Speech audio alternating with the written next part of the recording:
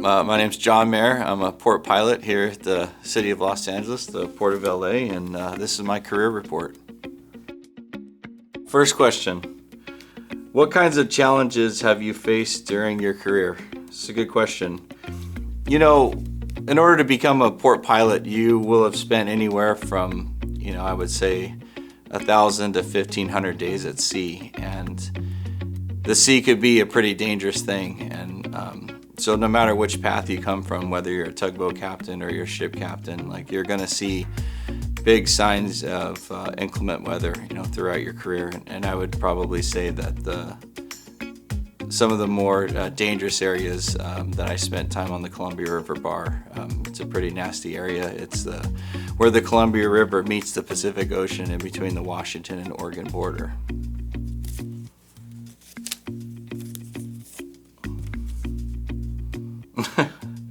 Is it true that a port pilot is the highest paying job at the port? Not exactly sure if it is the highest paying job at the port. A port pilot salary ranges anywhere from, on the entire West Coast, from $200,000 upwards to $500,000. And so for us, we land in the median of that, so we're in the middle. Not sure about everybody else in the port though.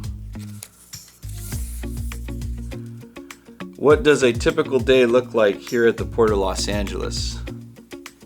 So a lot of the ship movement is based on the longshoremen's labor. So the longshoremen, start work at 8 a.m. And so a lot of the ship traffic really depends on that. They want to pull in just before 8 a.m. and get tied up and get customs on board and get their agents on board and get the ships cleared and get them ready to work.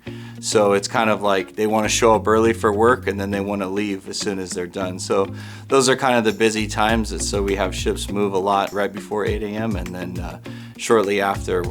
And time is money, so as soon as the ship is ready to sail, they're ready to go. So, our departures often get scheduled all throughout the night, 1 a.m., 2 a.m., 3 a.m.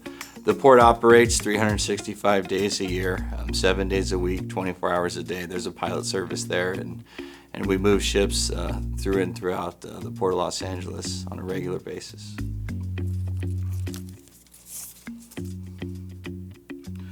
What's the biggest fish you've caught so far? Good question. When I was 19, I was in the Coast Guard, and we were working down south in Costa Rica, and I caught something around 200 pounds. It was a sailfish, so that was the biggest fish I'd ever caught.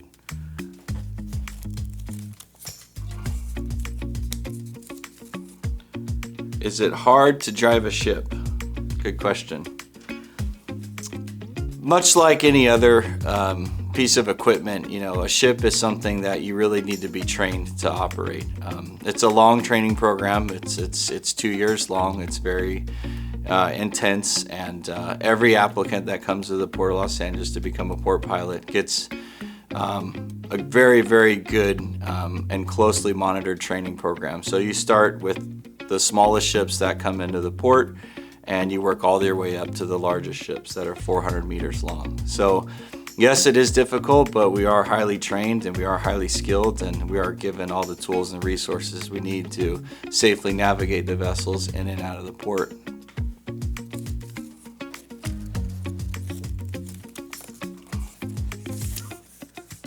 How do you become a port pilot? Great question. There's really two paths. You have either a merchant seaman and you work on ships, or you have gone to a maritime academy.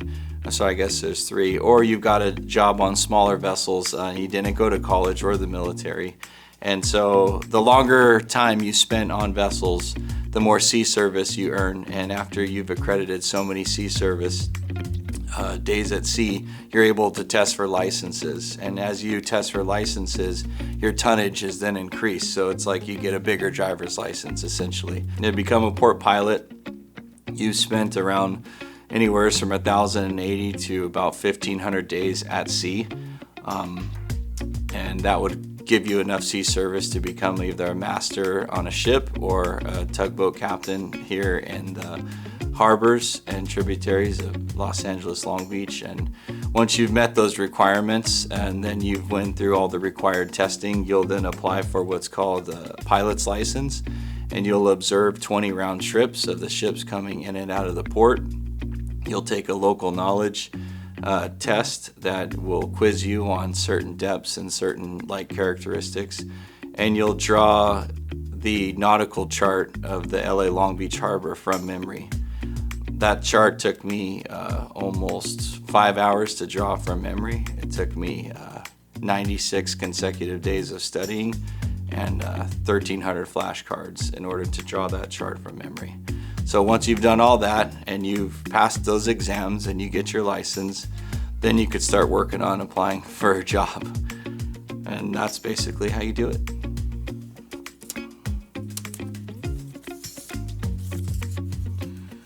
Which is harder to navigate, container ships or cruise ships? Really good question. Both container ships or cruise ships are nowadays very large, and container ships are set up just a little bit differently. Container ships are set up to be very efficient, so they're designed to get from point A to point B and be as efficient as possible. So container ships, their engines are not as quite as strong as a cruise ship, but they are still very strong. And cruise ships have what's called azipod units, and they're able to push the ship in multiple directions, and they're able to move around without the use of tugboats in normal wind conditions. So cruise ships are designed to be very maneuverable, and because they have the precious cargo, which is passengers. But container ships are definitely a challenge in themselves, and so are the cruise ships. The larger the ship, the more susceptible to wind they are, and as you could recently see in the Suez Canal, the ships are getting bigger and the ports and waterways are staying the same size. So as the ships get bigger, the challenge definitely increases. Last question.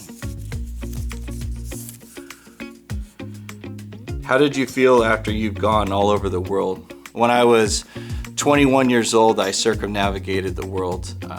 I was in the military at the time. I was serving in the United States Coast Guard. We started from the Pacific side. We went all the way around the world, came across through the Panama Canal and back up. It was a really rewarding feeling, having been that young and been to 22 different ports and seen so many different countries. That's really where I started getting my first experience interacting with foreign pilots in different areas. I was lucky enough to have been a watchstander, so I worked in the area where you drive the ship. It's called the bridge, and that's where I really, decided that I wanted to be a pilot. Coming in and out of all the ports, I saw what they did, and it looked very challenging, and it just grabbed my attention from a young age, and decided to make a career path that would lead me as an applicant to get this job. So it was a long road to get here. Happy to get here and happy to have seen the world when I was young, single guy before I had a family. Now I'm a happily married guy of 4 sons and got the best job in the world. My name's John Mayer, and this has been my career report. For more information, you can follow us on Facebook, Twitter, and Instagram.